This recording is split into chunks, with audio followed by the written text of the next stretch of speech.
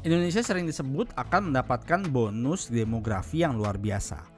Kalau belum familiar dengan istilah bonus demografi, maksudnya adalah jumlah penduduk yang masuk dalam usia produktif, kurang lebih di usia 15-65 tahun, itu lebih banyak ketimbang penduduk dengan rentang usia tidak produktif. Menurut pemerintah, Indonesia akan dapat bonus demografi ini dalam 13 tahun lagi. Ini bukan waktu yang sebentar ya, jadi harus disikapi dengan hati-hati. Jangan sampai kehilangan momentum ataupun salah jalan. Bonus demografi ini kalau bisa dimanfaatkan bisa bikin Indonesia jadi negara maju. Tapi kalau salah jalan bisa terjebak dalam middle income trap. Nah, ada beberapa negara yang berhasil memanfaatkan bonus demografi dengan sangat baik, yaitu Jepang, Korea Selatan, dan China. Mereka berhasil membuat lompatan besar dalam ekonominya sehingga jadi negara maju. Dengan harapan keberhasilan memanfaatkan bonus demografi, Indonesia disebut berpotensi jadi negara maju di tahun 2045. Dengan pendapatan rata-rata masyarakat di atas 13.500 USD per tahun. Ini naik drastis ya dibandingkan pendapatan rata-rata masyarakat di tahun 2022 yang hanya sebesar 4.798 USD. Yang nggak pernah disebut di narasi bonus demografi adalah risikonya. Berkat dari struktur demografi yang didominasi masyarakat usia produktif ini artinya membutuhkan banyak pekerjaan. Dalam 10 tahun terakhir rata-rata penambahan lapangan kerja itu baru sebesar 2,4 juta. Tapi dalam 3 tahun terakhir sampai sebelum pandemi terjadi, peningkatan masyarakat yang memasuki usia produktif alias yang membutuhkan pekerjaan itu mencapai 3 juta orang per tahunnya.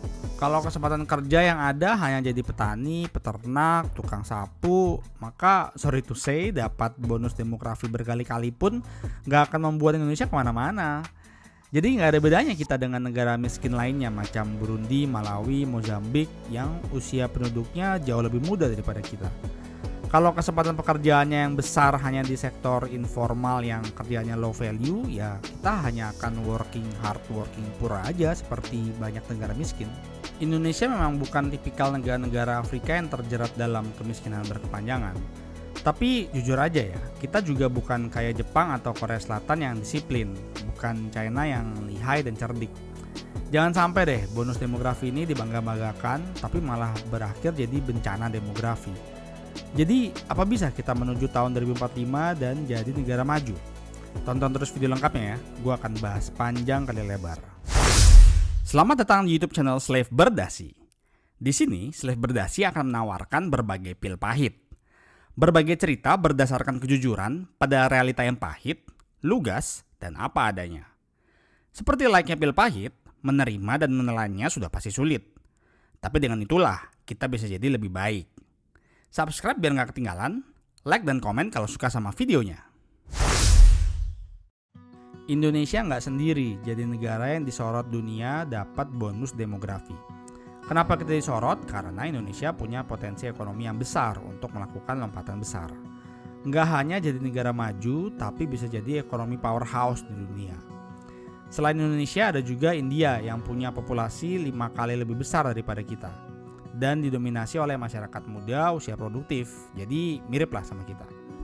Di majalah ekonomis bahkan dibuat artikel khusus tentang prospek ekonomi India dan Indonesia lebih potensial yang mana dalam ekonomi dunia yang sedang tidak baik-baik aja. Dalam 20 tahun terakhir, rata-rata pertumbuhan ekonomi tahunan India itu berkisar 7%, sementara Indonesia di kisaran 5%. Sementara dari level pendapatan per kapita, Indonesia udah jauh lebih tinggi di angka 4.798 USD per tahun. Dibandingkan di India yang masih di angka 2.406 USD per tahun. Dengan besarnya populasi India yang 1 miliar lebih, bahkan dalam waktu dekat jadi negara dengan penduduk terbaik dunia menggeser China, pastinya akan sulit meningkatkan GDP per kapitanya. Seperti yang udah gua bahas di video menagih janji pertumbuhan ekonomi Indonesia di angka 7%. Untuk jadi negara besar di dunia, maka harus jadi pemain besar juga di dunia. Nggak bisa tuh cuma jago kandang aja. Untuk jadi pemain besar maka dibutuhkan perusahaan-perusahaan terbaik dengan kualitas SDM terbaik juga. Manfaatkan bonus demografi ini mempekerjakan masyarakat usia produktif yang sangat banyak pada pekerjaan high value atau pekerjaan yang bernilai tinggi. Coba sekarang kita lihat kualitas sumber daya manusia di Indonesia. Kalau dibandingkan dengan India, kita punya apa nih buat jadi pemain besar? Punya orang-orang hebat di posisi puncak? India, orang-orangnya itu udah duduk di kursi CEO di perusahaan top dunia. Sebut aja Google, Microsoft, IBM, Deloitte, YouTube, Adobe, dan masih banyak lagi. Bahkan Perdana Menteri di Inggris aja, negara yang pernah ngejajah India, Rishi Sunak itu kan orang India. Kita jelas kalah telak lah dari contoh SDM terbaik ini. India punya banyak SDM yang top, ditopang pula dengan rata-rata masyarakatnya yang bisa berbahasa Inggris lebih baik. Punya banyak ahli IT juga. Seperti orang-orang Singapura, orang-orang India juga terkenal punya watak kiasu, alias nggak mau kalah. Watak yang membuat mereka dalam sudut pandang profesional punya etos kerja yang tinggi dan sangat kompetitif. Kalau kita lihat dari sumber daya manusia, Indonesia mungkin ketinggalan dari India. Coba sekarang kita lihat dari perusahaan top-topnya India dan Indonesia ya. Untuk jadi pemain besar, maka dibutuhkan perusahaan-perusahaan manufaktur kelas berat yang terspesialisasi. Ini nantinya akan punya hasil produksi bernilai tinggi yang dapat berkompetisi di level global. Contoh kayak microchipnya Taiwan. Di chart ini kita bisa lihat nih, di India ada grup konglomerasi Reliance Industry dan Tata Konsultansi Service yang bergerak di bidang IT. Lalu ada Adani Green Energy dan Tata Motor di bidang otomotif. Setidaknya India udah ada di jalan yang benar nih. Walaupun masih dikritik juga, cuma jago kandang sama majalah The Economist. Kalau perusahaan terbesar Indonesia gimana? Peringkat pertama ada BCA, peringkat kedua ada BRI, peringkat ketiga ada Mandiri. Lah kok bank semua? Bank itu bukan manufaktur, bank itu tugasnya membantu peredaran uang untuk perorangan dan perusahaan. Kalau perusahaan paling gede itu bank, sementara manufaktur dan bisnis konglomerasinya kecil-kecil, jelas ini jadi indikasi mengkhawatirkan buat jadi pemain besar dunia. Kalau kita lihat perusahaan terbesar Indonesia di bawah bank-bank ini yang masuk kategori konglomerasi dan manufaktur terbesar, itu ada Astra dan Unilever yang notabene bukan perusahaan Indonesia. Apa kita punya perusahaan yang brandingnya cukup dikenal di pasar global? Ada dong, Indomie yang populer banget khususnya di Afrika. Tapi jelas itu jauh dari kata cukup ya. Kalau ekspor Indonesia yang besar itu cuma jualan batu bara dan minyak sawit, yang notabene ekspor komoditi. Negara-negara Afrika dan Amerika Latin udah ngelakuin itu dari dulu. Jualan keruk bumi tapi ujungnya nggak kemana-mana juga. Ini udah gue pernah bahas di video Indonesia Beneran Kaya Sumber Daya Alam. Venezuela itu dari miskin jadi kaya, terus jadi miskin lagi. Indonesia itu peringkat keempat populasi terbesar di dunia. Peringkat ke-16 ekonomi terbesar di dunia. Tapi tahu nggak kalian peringkat berapa penjualannya di dunia? Ada di peringkat 26. Di Asia Tenggara aja kita di belakang Singapura, Thailand, Malaysia, dan Vietnam.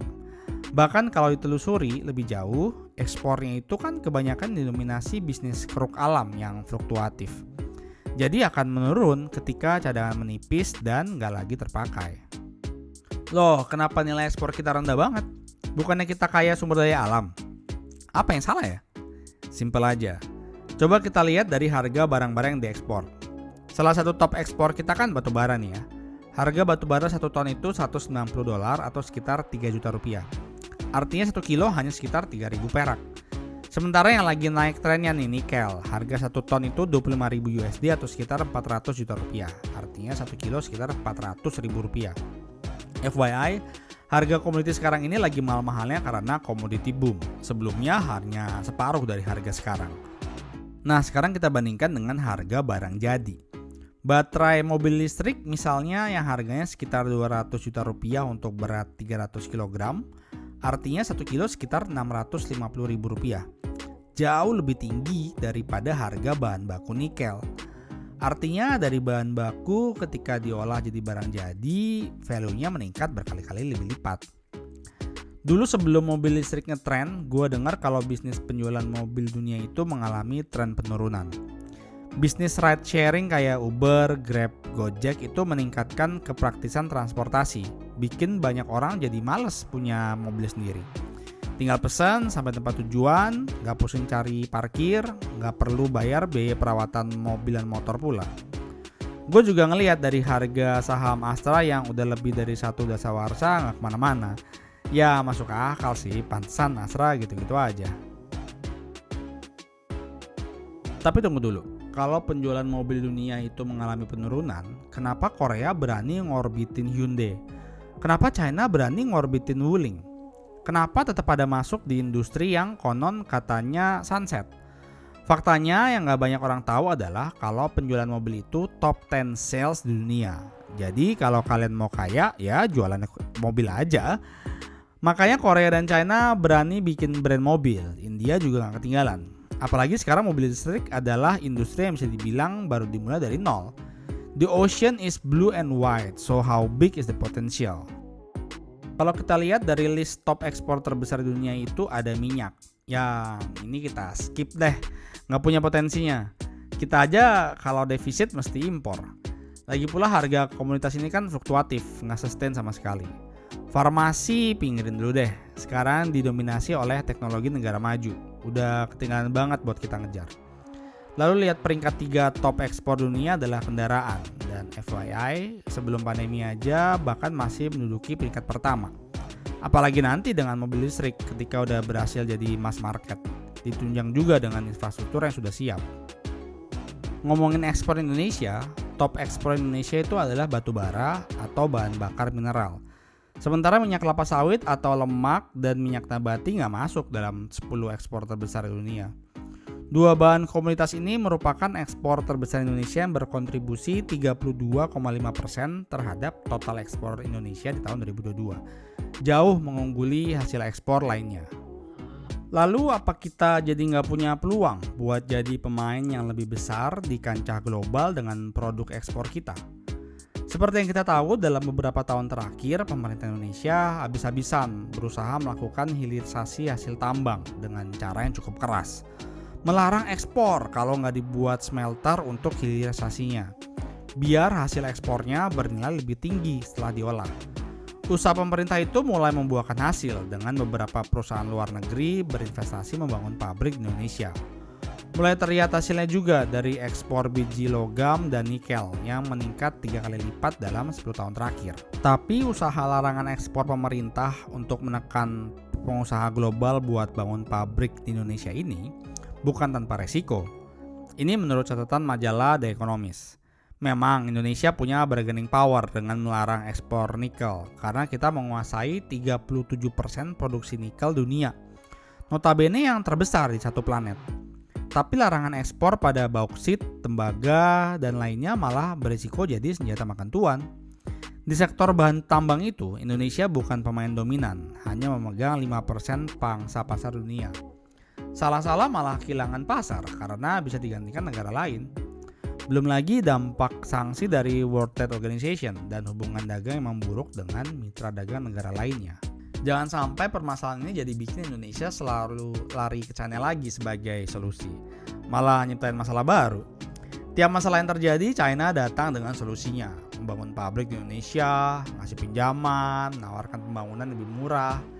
Tapi ujung-ujungnya mahal juga, kayak kereta cepat Jakarta-Bandung. Zong banget kan yang satu itu. Dengan ekonomi China jadi raksasa, memang banyak potensi yang Indonesia bisa ambil. Tapi jangan sampai juga Indonesia jadi terlalu bergantung. Bikin bargaining power jadi lemah, yang akhirnya menghilangkan independensi kita. FYI, kontribusi ekspor Indonesia ke China itu terhadap total ekspor sudah meningkat dari 13% ke 23% dalam 10 tahun terakhir. Hilirisasi memang menambah nilai jual, tapi hilirisasi pada dasarnya bisnis keruk alam juga. Harga komoditas hasil keruk alam ini sangat berfluktuasi dan pada akhirnya bisa habis. Hilirisasi ini langkah awal, tapi yang penting kita bisa bikin apa dari sana. Apa kita bisa bikin merek mobil karya anak bangsa kayak Hyundai atau Wuling? Atau setidaknya kita bisa bikin baterai kendaraan listrik nomor wahid deh yang punya brand level global seperti cita-citanya Presiden Jokowi. Tapi kalau itu nggak terjadi, kalau hanya mentok dengan smelter hilirisasi tanpa ada output yang membangun brand orientasi ekspor kelas dunia kayak microchip yang jadi spesialisasinya Taiwan, ya siap-siap kita berakhir jadi Brazil yang nyangkut di middle income trap selama puluhan tahun lamanya. Atau amit-amit deh berakhir kayak Venezuela yang mata uangnya tiarap. Dengan saat ini kita masih gelap dengan potensi kendaraan listrik di Indonesia. Cuma dengar gembar-gembor satu sisi dari media dan pemerintah yang dijamin subjektif. Masih gelap, apa bisa Indonesia membangun spesialisasi perusahaan-perusahaan super di level global? Di mana sejauh ini realita yang ada masih nama-nama lama aja. Pada akhirnya kita masih bertanya-tanya, berada dalam kegelapan. Apa iya bonus demografi membuat Indonesia otomatis bisa jadi negara maju di tahun 2045? Dari India sebagai pembandingnya aja yang diragukan mampu melakukan giant leap, kita masih ketinggalan. Masih banyak PR yang harus dikerjakan, sementara juga harus realistis, kita masih sebatas angan-angan. Memang ada banyak investasi China, Korea Selatan, Jepang, lalu ada Tesla yang masih tarik ulur. Tapi ya itu kan cuma untuk supply kebutuhan EV mereka. Mereka olah di sini dan joint venture dengan perusahaan lokal buat jadi produk bernilai lebih tinggi. Yang kecipratan berkahnya ya itu lagi. Segelintir perusahaan lokal dan pengusaha yang dekat dengan pemerintah. Yang bikin mereka dari super tajir jadi super duper tajir melintir. Sementara masyarakat bonus demografi yang usia produktif termasuk kita ya cuma bisa nonton aja. Sebagian lainnya dapat remah-remahnya yang jatuh di lantai. Harapan tahun 2045 Indonesia jadi negara maju itu ada. Tapi harapan dengan realita kan dua faktor yang berbeda ya. Tentu kita berharap yang terbaik untuk negara kita Indonesia. Tapi kalau worst case bonus demografi usia produktif ini nggak ngebawa ekonomi Indonesia kemana-mana, setidaknya kita dapat sesuatu dari itulah, jangan cuma konglomeratnya aja. Gimana menurut kalian yang udah masuk usia produktif nih? Percaya nggak Indonesia bisa jadi negara maju di tahun 2045? Atau kapanpun itu deh? Coba tulis di kolom komentar ya.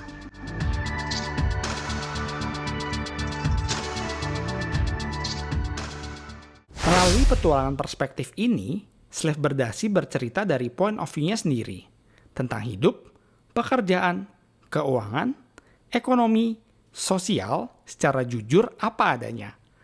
Semoga melalui cerita Slave Berdasi, kalian mendapatkan sudut pandang baru yang bermanfaat. Like dan komen kalau suka sama videonya, dan subscribe untuk ngikutin video-video terbaru dari Slave Berdasi. Sampai ketemu di video berikutnya.